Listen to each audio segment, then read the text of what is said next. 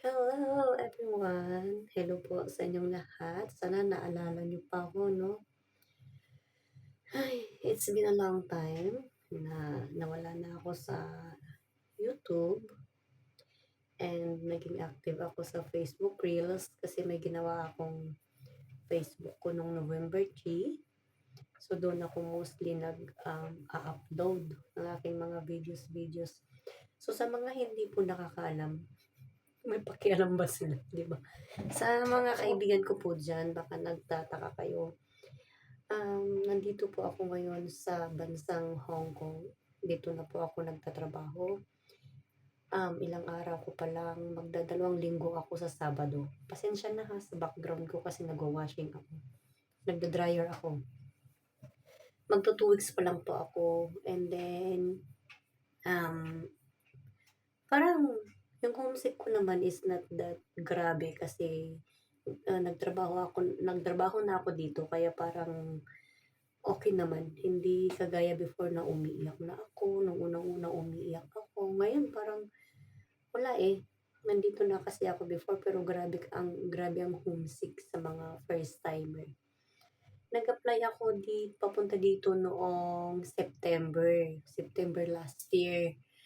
And then I went to an interview. Parang 1, 2, 3, pang-apat yata na amo ko 'to, pang-apat na amo ito, pang-apat siya na nag-interview sa akin, na siya ang kumuha sa akin. So, experience ko, kuwento ko about them sa isang linggo kong pagtatrabaho sa kanila. Okay naman, masasabi ko na okay naman kasi hindi mo totally masabi kung ano yung sitwasyon mo talaga sa isang linggo lang. So, of course, una pa lang, of course, okay pa, 'di ba?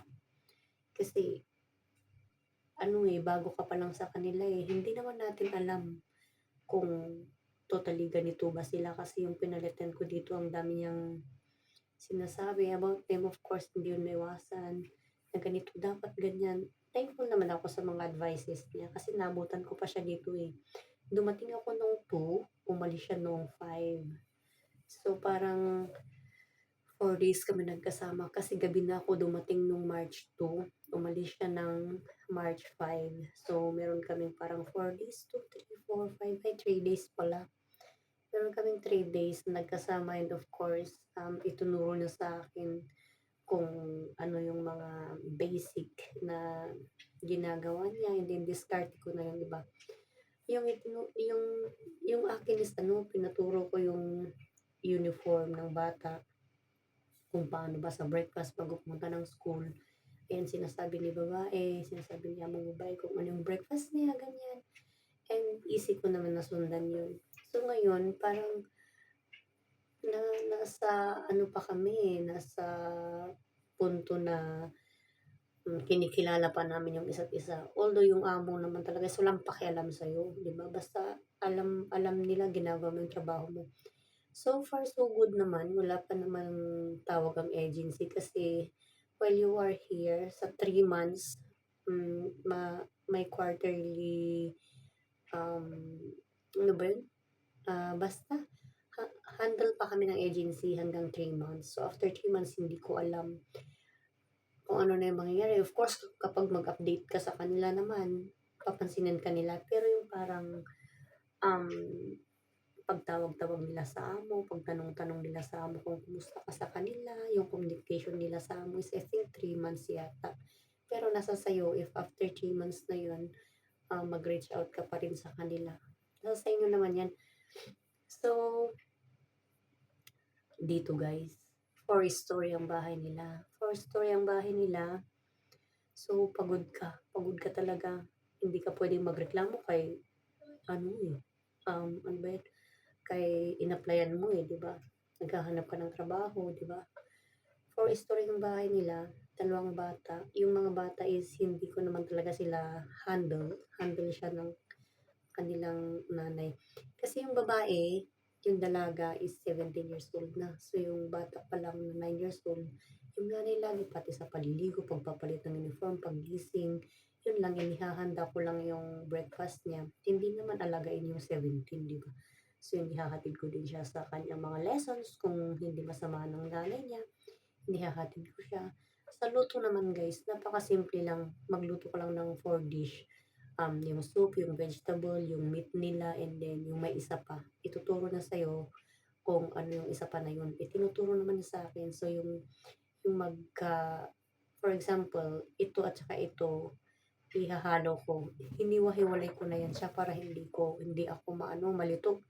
So, kaspangarigan. Nagsalita na ako sa ano namin. So, for example is, yung sausage, tsaka yung pipino. Kasi nga, yun ang magkahalo. Tapos, usually, kamatis, itlog, yung mga ganyan. Napakasimple lang. Inaantok na ako, guys. Pagod ako. Nandito yung parents nandito yung parents ni babae. Yung nanay niya, tapos may Chinese tama and may bata. Ano po ba?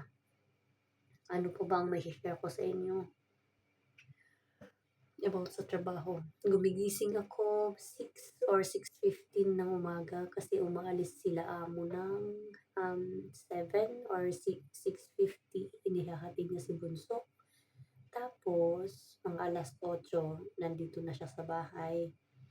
And pag wala na sila, ginagawa ko, inaayos ko yung kwarto niya, ganyan. Inaayos ko yung kwarto nila ni Bunso, ganyan. Inaayos ko lang naman yung kama. And then, after that, kung ano yung ginagawa ko, yun na lang. Tapos magbe-breakfast ako mga 9 na. Ayoko kasi yung maagang nagbe-breakfast. And so, ano pa, paglilinis, nasasayo din yan. Wala naman siyang reklamo sa paglilinis ko, sa pagluluto. Wala din kasi siya lang naman ang nagsasabi kung ano yung gagawin ko. Sinusunod ko lang yan.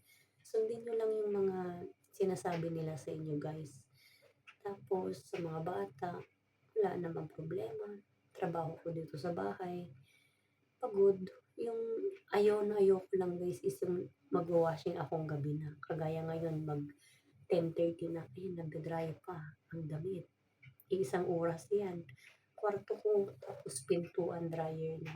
So, sarili ko ang kwarto pala. Sarili ko ang kwarto, sarili ko ang banyo. Ito, pintuan to, banyo ko ito. Tapos yung pintuan palabas. Yun lang guys. Thank you sa pag-support nyo pa rin sa akin ha. So ngayon unti-unti akong bumabalik ulit sa YouTube. Nakalimutan nyo na ako pero nandito pa rin ako. I'm still here. Bakit nyo ako kinalimutan? Charis.